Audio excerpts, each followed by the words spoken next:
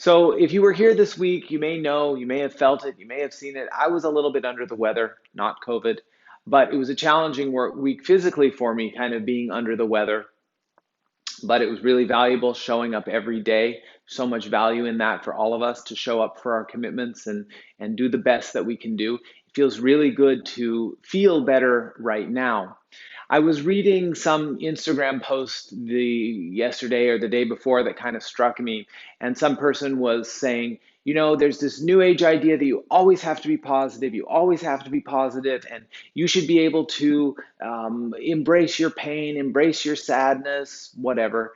And yeah, that's true. You should be able to embrace your pain. You should embrace your sadness. You should embrace your rage. That's good.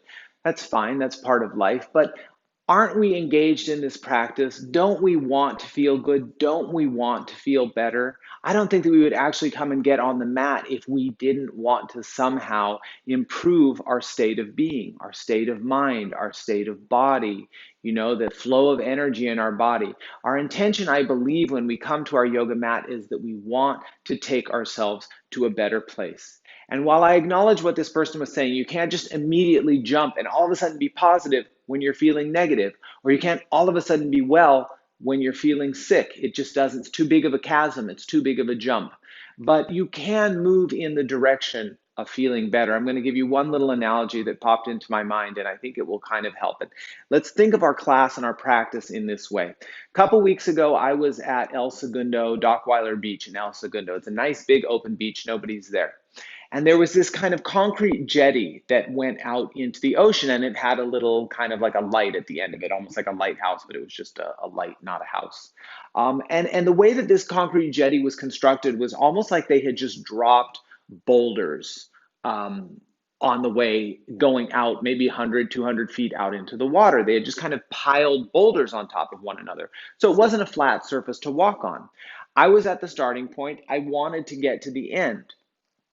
But I couldn't just be at the end. I had to go from stone to stone. But even more than that, I had to decide as I was looking, as I was walking, kind of looking at the train. You all have been on a place like this.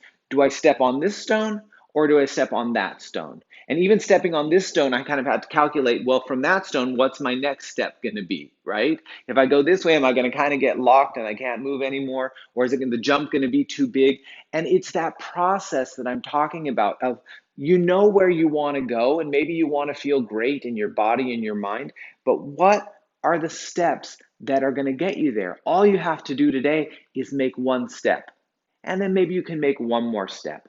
So our intention is not to just be the most positive people that have ever lived, although it would be really lovely. Maybe for you today, it's just one little step trying to feel better. One little step trying to feel better. These are tough times. Everybody I've been talking to has really been going through it. So let's kind of imagine we're walking out on that concrete jetty and we're just going to plot our course today, step by step by step, finding the safest, best feeling route from wherever we are to where we want to go. I am happy that you are here. Bring your hands together at your heart. Step by step. That's what we'll call our class today. Step by step. Rub your hands together. Make them nice and warm. Everything that we're going to do is a step towards feeling better. Bring your hands to your heart. Take a slow, deep breath in.